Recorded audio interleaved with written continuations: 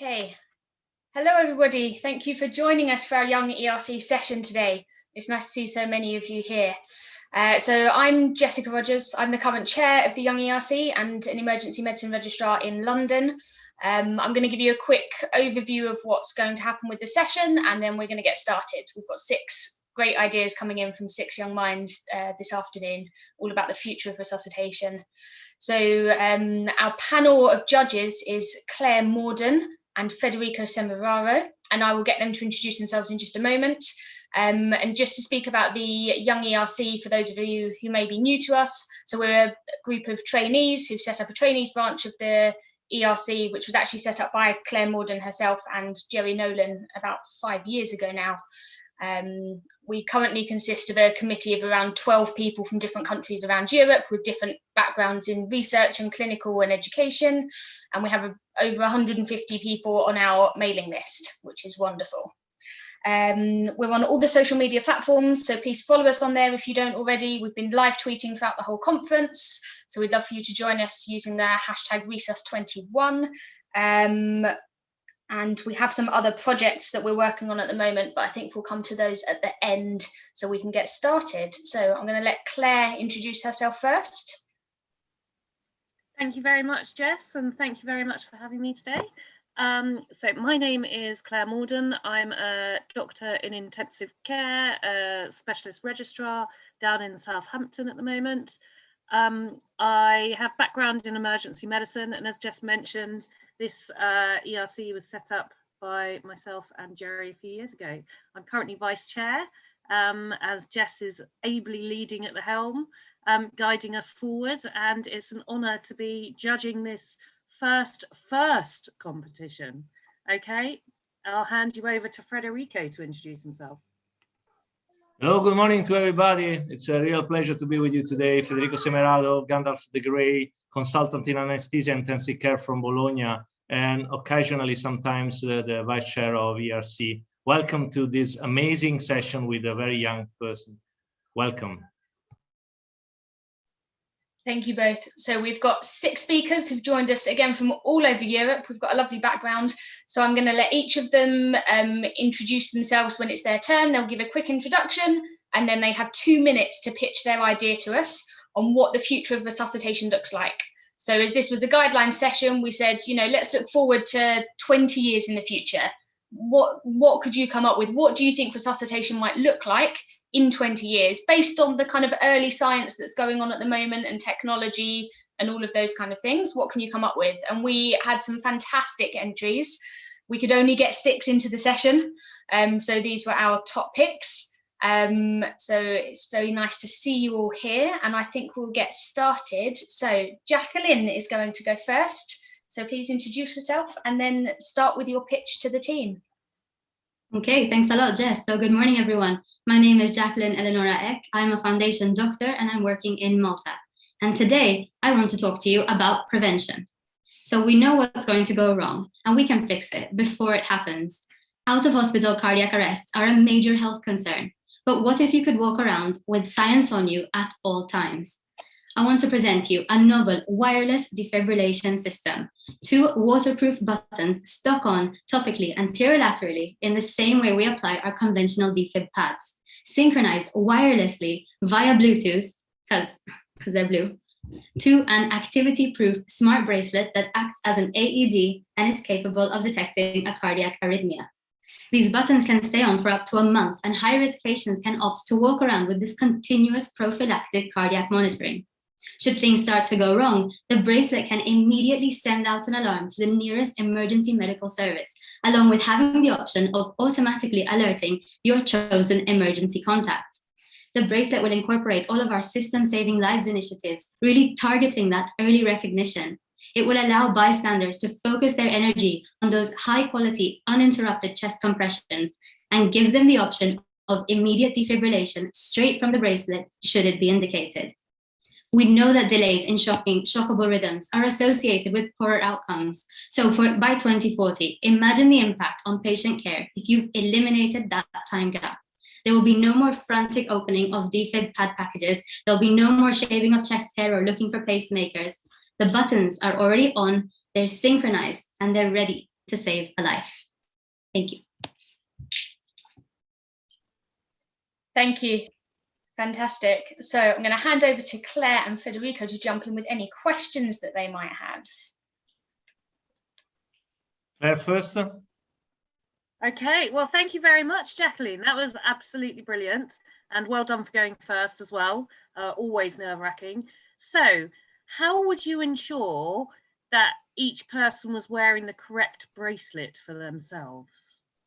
So because it's prevention that we're talking about, we can set it up and make sure that it's synchronized properly. So we've got the anterior lateral pad placement. We can attach pads in many different ways as well. So when we attach them, we can check that it's properly working and make sure that they're comfortable with their technology. Okay, Federico, have you got any thoughts on this? Yeah, thank you. Excellent presentation, Jacqueline. In your mount, how many mounts or years could be used, could be happen this tricord AED? This is by 2040, Federico. I know we can make it happen. We already have smartphone technology advancing. It comes in every week. We get new updates. We have advances where you can recognize a cardiac rhythm from your Apple Watch. So why not make it a defibrillator? What is stopping us from having that continuous monitoring right on your wrist? Do you see any downsides to it, Jacqueline, or do you think it's fail-proof? I definitely don't think it's fail-proof, but that is the whole concept of always updating your software and getting input and feedback from the community and making it as good as possible.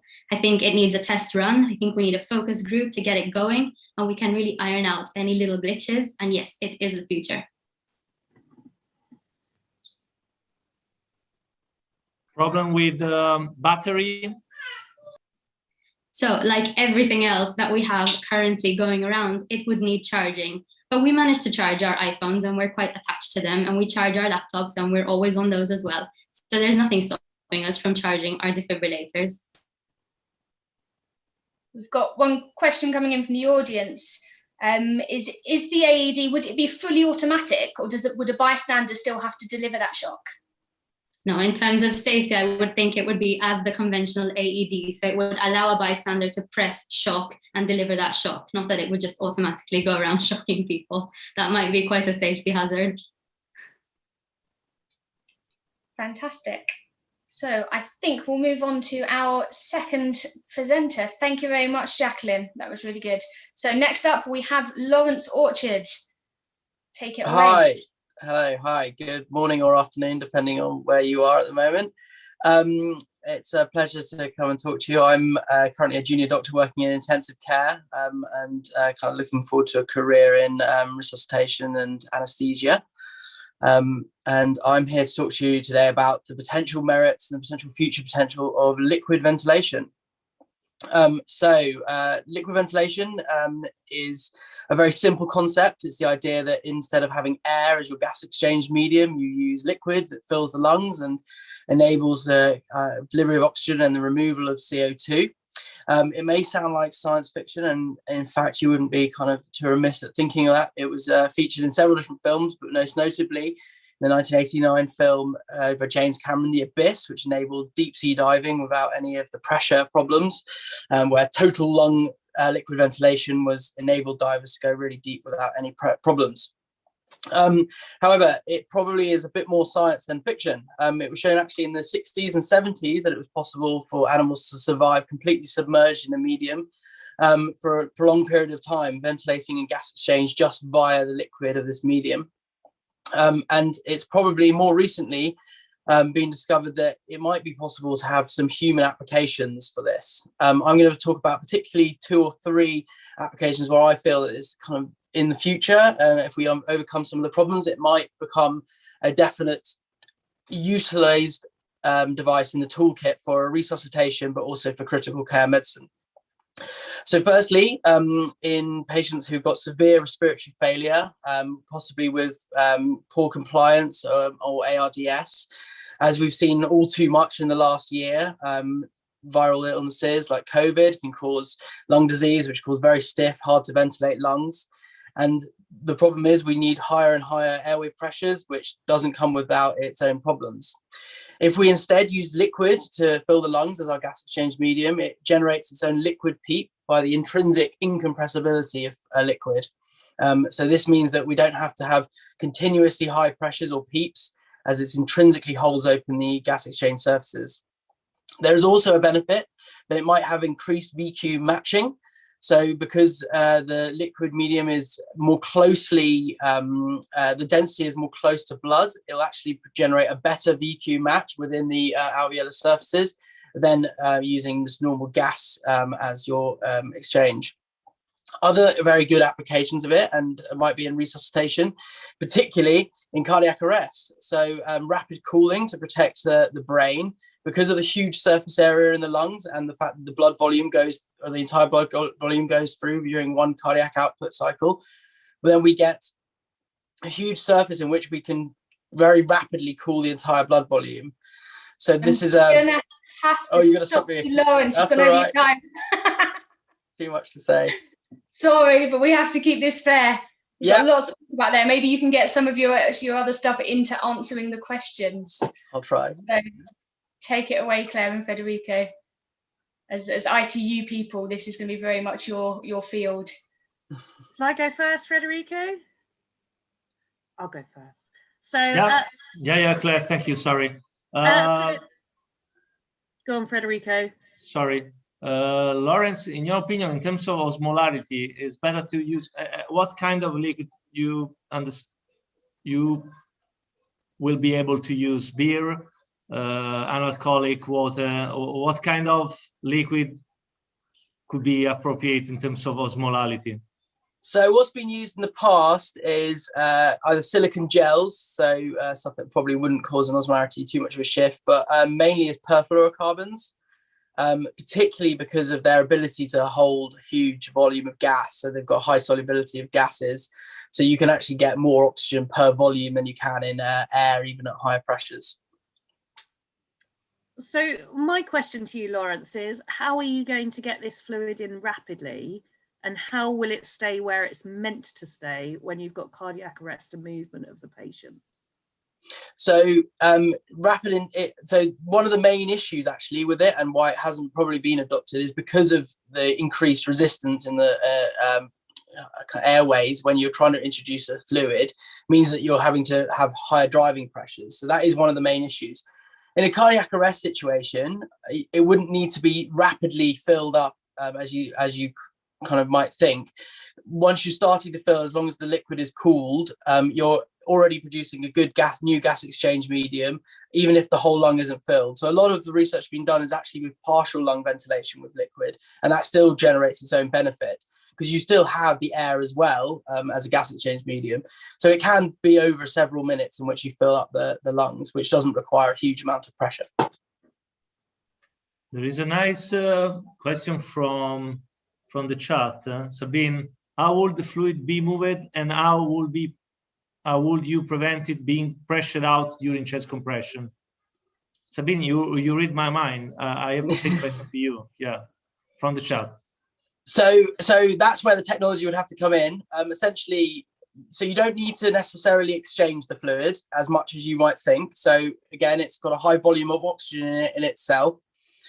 So you can actually fill the lungs with the fluid, and it will act as a gas exchange medium for a long time. And the exchange actually doesn't have to be on our normal kind of minute volume that we'd expect with gas exchange. So you can have much lower minute volumes and tidal volumes because of the increased oxygen carrying capacity.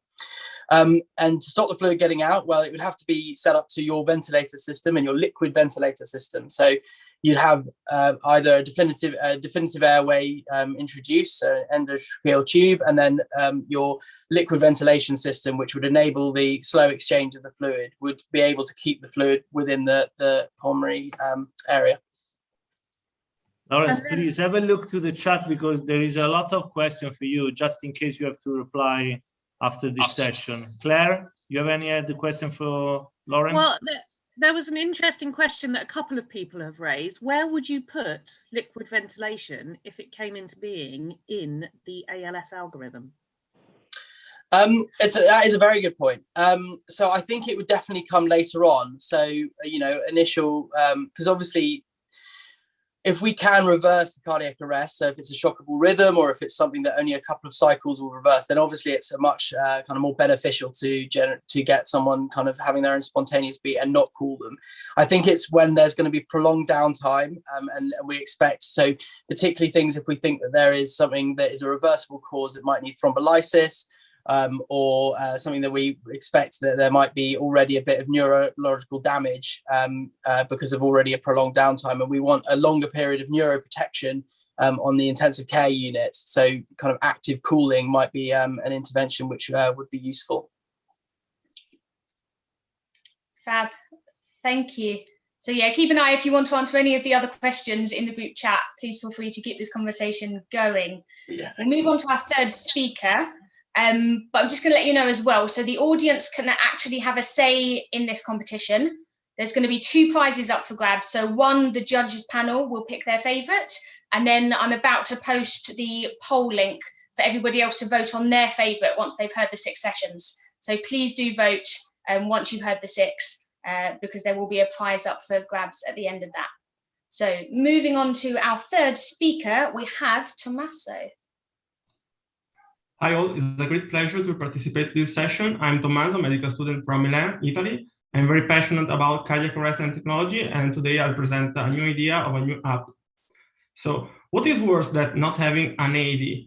Having an AED near you but not knowing it, or having an AED but discovering that it's not working or is inaccessible. When an out-of-hospital cardiac arrest strikes, having an AED can be life-saving.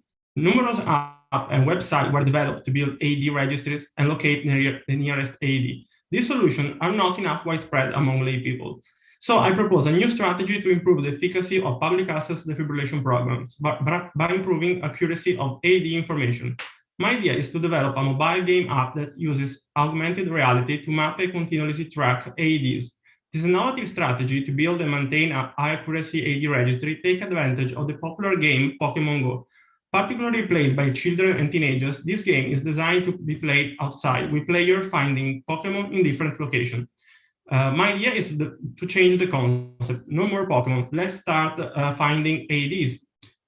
As players walk around the real world, AEDs appear on the game map, and when they are close enough, users will be able to capture them. Them is to collect as many different AEDs as possible. Users obtain points to map new AEDs or to check if existing AEDs are absent in a temporary closed location, damaged, or with outdated information. With the gamification of commonly used app-based system to map AEDs, this new strategy has the potential to improve community engagement and awareness, in particular in children, teenagers, contributing to the goal of Kill Save Lives. The final result is that dispatcher will provide more accurate and up-to-date information to callers and first responders, finally improving PED strategies, reducing time to first defibrillation, and improving outcome after cardiac arrest. Thank you. Fab, thank you. Okay, over to Claire and Federico. Any questions about Defib Go? So thank you very much, Tommaso. A fascinating idea. And I tell you what, it would certainly engage the younger generation.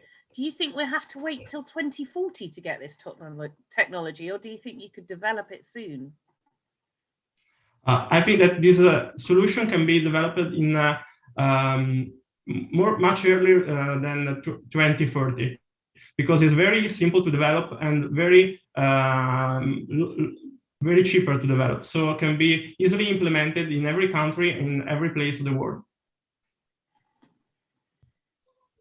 In terms of legal issue, you know, there is a lot of concern about first responder legal things, how we can manage gamification on something of some of these apps in legally perspective, I can say, how we can defend this project. I think that initially this project, this app, could work only for public AEDs, so not AEDs placed in private location, for example, houses or other private locations. So this could be the way to start. Okay, thank you, Tommaso. Claire, any other question for you? So we've got a question from the chat.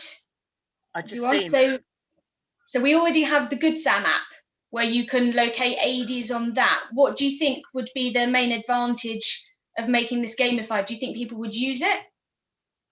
Yes, there are a lot of apps that currently works as an AED registry, but the difference in this idea is that this is not the standard. I add new defibrillator, but I play with defibrillator, so I can engage young people to play and find new defibrillator. So this could increase the involvement of the community.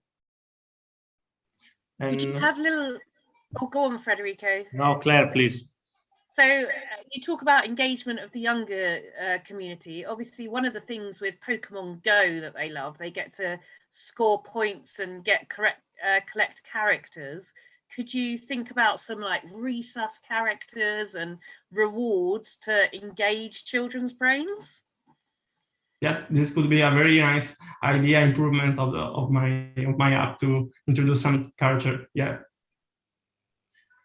Yeah, my question is, for example, maybe mainly in Europe, we have a lot of problem with maintenance of AED. This could be an engagement for the first responder or kids to have a look to the AED, take a photo, or only to be sure that the AED is there, like a maintenance flux of communication could be works in this way. Yes, in my mind, there are two ways. The first way is to add new AEDs by playing. So I find a new AED, so I can take a photo and add. And the second way is that I am near to an AED, existing AED in the map, so I can check if the AED is working, if the AED is correctly placed, if the location is still accessible. The problem is always the same. We need to legally, I can say, because, you know, healthcare system could be a little bit reluctant to give this information to the kids that check the AED on the field. What do you think? How we can avoid this, I can say, stupid reaction of bureaucracy? I think that this should develop in an institutional way, so with the involvement of the government, of the healthcare institution. Is the only way to create a solution that works without problem from a legal standpoint. Fab. Thank you very much. I think we'll move on to our next topic. So again, carry on. All our presenters can carry on answering your questions straight into the chat after their talk. So now, next up, we have Nino, please. Hello, everyone. Just clarify if you hear me. Okay, thank you. So, my name is Nino, and I'm coming from Slovenia, a little country between Austria and Italy. And my idea is super cyber CPR glove. And how I got the idea was simple. I read a book to my younger brother. Then I started doing my PhD, and I forgot all about it. After seeing announcement on Twitter, I immediately knew what my contribution will be. And here I am. As you all know, audio-visual feedback devices are produced in the various shapes, as watches, pads, different types of feedbacks, and so on, and are very popular ways for teaching adult CPR. In the world of biochips, various sensors are made for providing medical-related data. For example, here I have a watch which has multiple sensors for measuring person health. Also, a recent paper from January represents a smart ring as a chest compression feedback device, and the results are very promising. This futuristic super cyber CPR glove will have multiple sensors, which will provide various data of how CPR is performed. The rescuer will be immediately provided with the victim's blood parameters, vital sign measurement, and so on. The future of return of spontaneous circulation lies in the products, which will immediately provide data with biosensors inside that the super glove CPR will have. Let's put let's put gloves on it and perform CPR. Thank you. Thank you, Nino. Very interesting topic. Okay, Claire and Federico, while we wait for some questions to come in.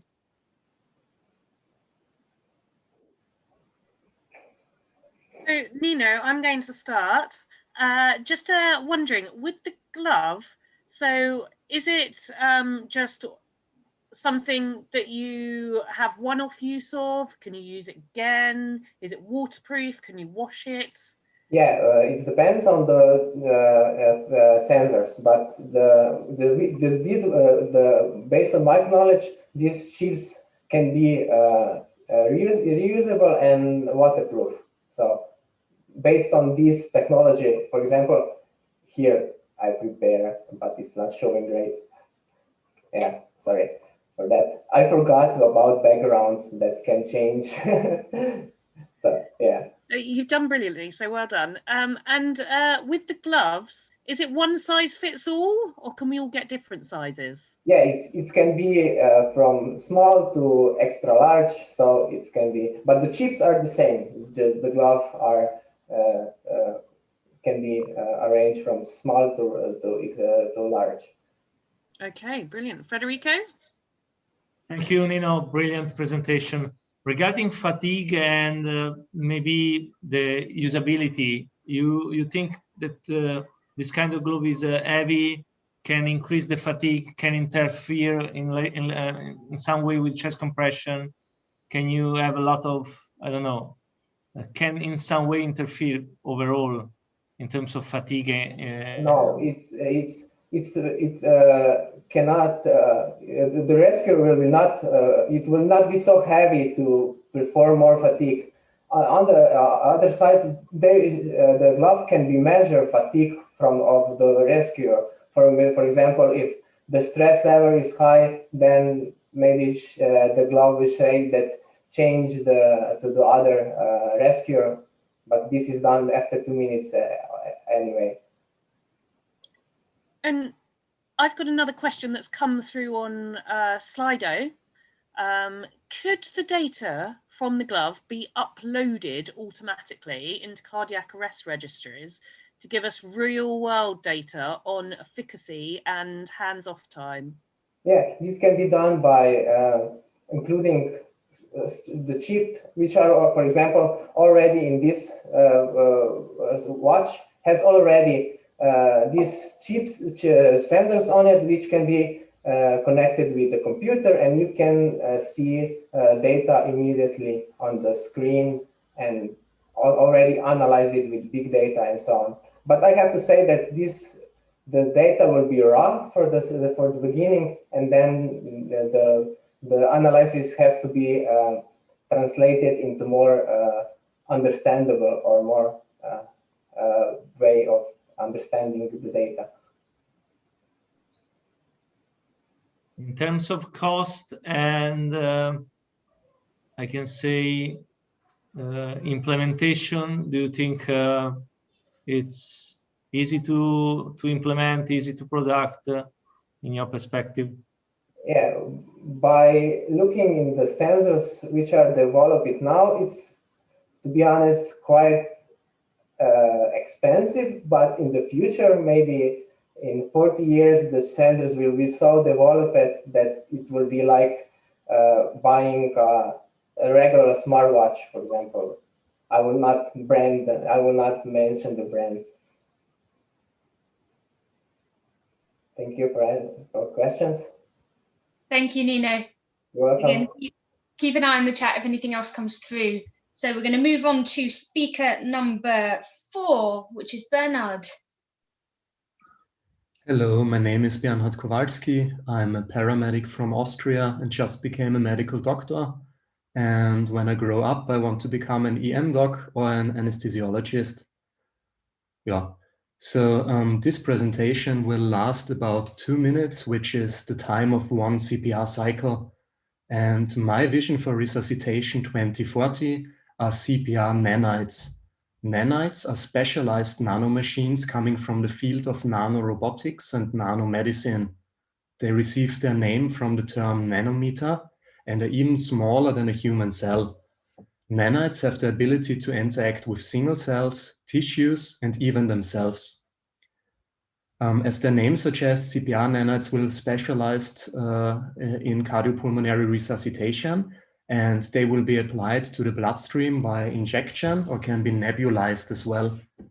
CPR nanites will perform measurement and interventional tasks. So for measurement, they will be able to attach to blood cells and measure the blood flow in real time, conveniently shown on the device of your choice, for example, your defib. And this is easily achieved by just injecting them. As you can imagine, this is especially useful to optimize chest compression quality. For intervention, so think HSNTs, they will be able to get rid of blood clots by drilling through them. Some types will be able to specifically stimulate or block cell functions by docking to the receptors of your choice, think remote control, to counteract severe intoxications. They also can connect to each other, form a hive that attaches to a wound, and stop internal bleeding that way. The possibilities are endless. By looking on my watch, I can say that the 2 minutes are coming to an end, and this means it's time for the next rhythm check. But before, I'm going to close the presentation with one more food for thought. CPR nanites do not have to be purely machine-based. Depending on the task, they will be bioengineered organically as well. And that just blows my mind. Thank you. Thank you. Fantastic timing. Okay, let's open up to some questions. I think Federico's raring to go. If I may, I remember something similar to Big Hero 6. Thank you, Bernard. Very nice. You are maybe you was inspired by Big Hero 6. In this moment, I am a little bit worried about the idea to inject something in somebody. You know the story about vaccination at the moment. How we can avoid some awful, horrible discussion about fake news. So how we can avoid some resistance to use these micro things? I think a big advantage that we will have is that nanite technology and medical nanotechnology will emerge in other medical fields before probably the fields where more money is involved. Yeah? I think it's just very important that we don't miss the train to jump onto it. And if we do, we already will have the data from other medical fields to back this up. Okay, thank you. Claire? So it's a fascinating idea, nanites, I have to say. And so my question is, so how will it know which 4H and 4T to treat with? And, I'm fascinated, to be honest, how it will just detect the difference and whether it needs to block a clot. How will the nanite know this innately? Yeah, it's not one universal, one-size-fits-all nanite. Basically, we'll have nanites that do the diagnostics, and you will still have to make the decision-making. So if your decision is, okay, we have a scanned blood clot at a certain vessel, you're going to inject the specialized nanites for that, which have small drills on them, and they are going to do the job. So they won't work without you, basically. Okay. And so there's another question on here, which is similar to the previous question I asked. When would you inject CPR nanites as part of the algorithm we have? Mm-hmm. So depending on the type, I envision two types. Or the series M will be the measurement ones, and the series I will be the intervention ones. The measurement nanites, I would go very early, and depending on what you measure and what you find, then you're going for the HSNTs, and at the HSNTs you have specialized nanites for each HNT. But in your vision, it's possible to use nanites for thrombolysis, for give adrenaline, for give shock internally? I think obviously it will take some time to develop it. If they will be able to give a shock on their own, I'm not sure, but maybe they can redirect the shock to go a little bit more efficient, or down-regulate the shock or up-regulate the shock. I think that's definitely a possibility. Okay, I'm okay from my side. Thank you. And me too. Go for it, Jess. Fab. Thank you very much, guys. So last but not least, we'll move on to our last speaker, who is Bibiana. Off you go. Yes, thank you. My name is Bibiana. I'm an emergency physician and anesthesiologist from Greifswald. It's a university town in the northern part of Germany. And actually, I'm not the one who came up with the idea. We were a group, a research group, so they elected me to be the one to present it here. So I'm really proud to be part of this competition. So 2040, that is 19 years from now. That is the time it takes a newborn to reach adulthood. So what will the world look like in 2040? Resuscitation in 40 will be smarter. The links will be tighter and stronger. The world will be more connected. Let's look at John. He is on his way to work when he suddenly experiences a cardiac arrest. As everyone else, John wears a smartwatch. While he stumbles to the ground, the smartwatch detects cardiac arrhythmia that might be BF. This triggers the microphone of the smartwatch to check for agonal breathing. The smartphone alerts the EMS. It sends GPS data, an ECG, and John's medical history to the EMS. At the same time, John's smartphone starts an alarm loudly announcing that John needs CPR. The alarm also instructs bystanders how to perform CPR. This catches the attention of Anne, who is passing by. She remembers her BLS skills. She initiates the video connection to the medical dispatch center and starts CPR. Anne's own smartwatch provides feedback on pressure quality. The dispatcher assists further via video CPR. Meanwhile, qualified citizen first responders, who are alerted by an app system, are on the way. An AED drone is brought to the emergency. IED is brought to the emergency by a drone. First shock is administered before the arrival of the paramedics. Simultaneously, the ECMO team prepares the machine. Looking at John and Anne, we see that resuscitation in 2040 will be smarter, the links will be tighter and stronger, the world will be more connected, the chance to survive out of hospital cardiac arrest will be high. Fabulous. Thank you. Okay, let's start with some questions. Okay, I'll go first. So, Bibiana, obviously there's lots of links in play here. How do you ensure the security of that system?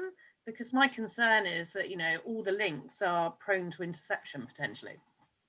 Yes, of course. But remember, that's 2040. So that's 19 more years to discuss the stupid topic of data protection. And it's 19 years to come up with a solution and to detect that it's more important to save lives than to discuss whether it's protected or it's important to protect some data. So I'm really optimistic that we will find a solution. Thank you, Viviana, for a nice presentation. I did some echo from Claire. Yeah, how we can avoid some artificial intelligence like an iRobot or in Terminator that hack the system and kill everybody. How we can avoid this? How we can avoid also some GDPR law around the, you know, GDPR. It's a real potential problem from this kind of system. How we can avoid this? We can't kill the GDPR, obviously, but how we can avoid this potential risk for security, artificial intelligence, and something else? Yes, so that's a really important question. And I know you thought a lot about that, Federico, because that's one of your main topics. And I'm pretty sure that we will come up with a solution, because we will find somehow a code how to encrypt this information, and this code will be generated so that's always a new code, something that even AE doesn't know how to solve. So it's not something where you can hack in. So there's a question from the floor which is quite interesting. Mm-hmm. This technology is obviously supplied by a company. So if it fails, would they be negligent, or who would be negligent? Well, I think it won't be just one company. Obviously, it will have to be different companies, because there's the company who provides the smartwatch, there's the company who provides the AED drone, there's the company who has the smartphone system to dispatch first responders. So there are many different companies involved. I think there will be a higher legislation law that tells who will be responsible for which part.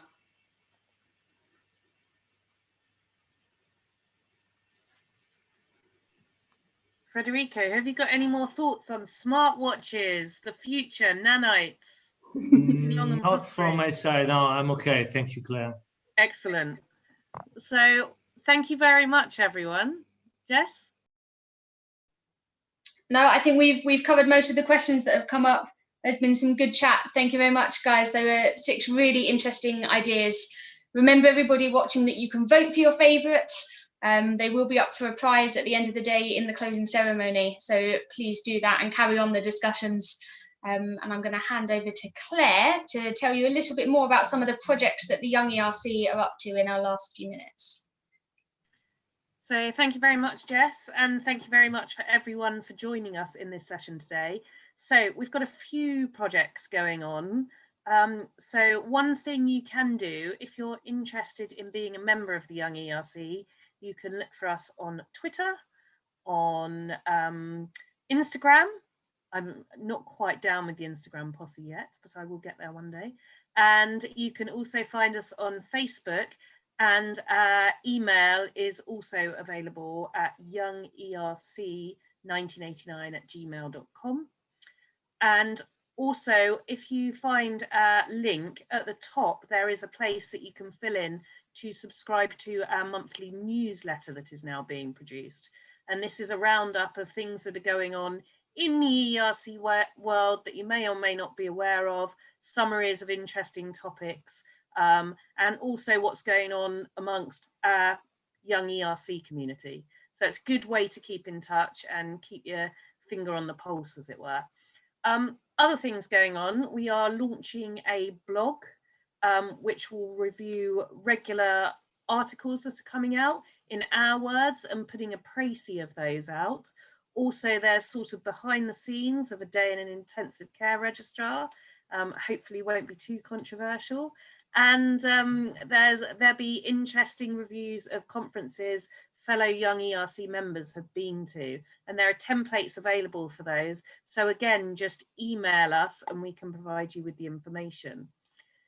As a Young ERC member, we also offer the opportunity for you to co-chair sessions. You'll have seen quite a few faces popping up that you might not have seen before at events, and you have the opportunity to co-chair and be involved in how the ERC runs and an idea of what you might want to achieve in the future, with some really good guidance by people like Federico, Jazz Saw, Jerry Nolan, just to name a few. I'm not going to name too many because I'll get into trouble if I miss someone out.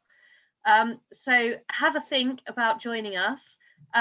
We hopefully will run a social event when we actually get to meet face to face. That's the hard bit, because this is all very virtual, and I for one would certainly love to go out for a drink, be it alcoholic or non-alcoholic, and meet you all, as I'm sure Jess and Federico would like to. So really, all I can say now is thank you so much for taking part in the competition today. I think Jess is announcing the winners later, is that right? Yeah, I'll announce the winners in the closing ceremony, so look out for that there. So there'll be 2 winners, as I said, one from the judges scoring and one from the audience's favourite. And there was a couple of other things I wanted to let you know about. So we host webinars every other month as well. So we've run 2 so far, one in December that was on the impact of COVID as in the way it's impacted training and how we can combat that training gap that's been left now for doctors after 18 months of dealing with pretty much purely COVID.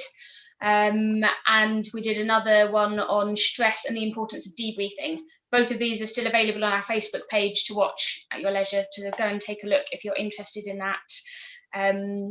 I also had a chance to go and speak at the ResearchNet session. So for any researchers watching, if you didn't make it to that one, then we're offering 2 things to them. So we have a LinkedIn page that we want to become kind of a networking hub for senior and junior researchers to interact with each other, to find help for projects with each other. So we envision that the more senior established researchers could reach out on that platform and ask for people to help with their projects. And in return, the more junior researchers get that mentoring and the assistance in kickstarting their career. So we think this could be a really nice way to tie the two together. And we're planning on doing a researchers Q&A in the summer with some breakout rooms. So keep an eye on all of those details will come up in our mailing list. And can I just add, there was a couple of comments in the Slido about being young. So the Young ERC is not ageist, as it were. It's for people starting out in their careers who aren't fully established yet. So there is no defined age limit, okay? So Frederico, you're all right. Yeah. I can, yeah, thank you so much. I can add some comment, some inspiration for all of you. Thank you very much to participate in this session. Very, very, very, very funny. My suggestion for you is to have a look to the life of Nikola Tesla.